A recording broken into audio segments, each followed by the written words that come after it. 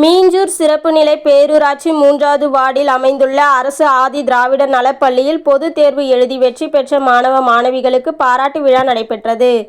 திருவள்ளூர் மாவட்டம் மீஞ்சூர் சிறப்பு நிலை பேரூராட்சி 3வது வார்டு பகுதியில் உள்ள அரசு ஆதி திராவிடர் நல உயர்நிலைப் பள்ளியில் அரசு பொதுத் தேர்வு 10ஆம் வகுப்பில் படித்து 35 மாணவ மாணவிகள் தேர்வு எழுதியதில் 33 மாணவ மாணவிகள் தேர்ச்சி பெற்று 94% பெற்றுள்ளனர். அதற்கான பாராட்டு விழா பள்ளி வளாகத்தில் நடைபெற்றது.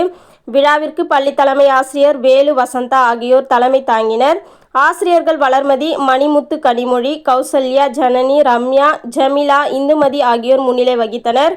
மீஞ்சூர் சிறப்பு நிலை பேரூராட்சி துணைத் தலைவரும் பள்ளி மேலாண்மை பிரதிநிதி ப. அலெக்சாண்டர் அனைவரையும் வரவேற்றார்.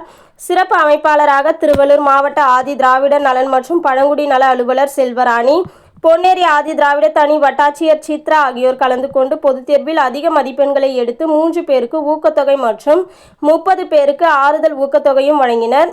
இவ்விழாவில் மீஞ்சூர் முன்னாள் பேரூர் கழக திமுக செயலாளர் மோகன்ராஜ், காங்கிரஸ் நகர தலைவர் அன்பரசு, வழக்கறிஞர் சுதாகர், பாஜக தங்கமணி, கவிஞர் தன்னரசு, ஜோதி, கருணாகரன், உதயா, வினோத், பாபு, சேகர், கபீர் உள்ளிட்டோர் பலர் கலந்து கொண்டனர்.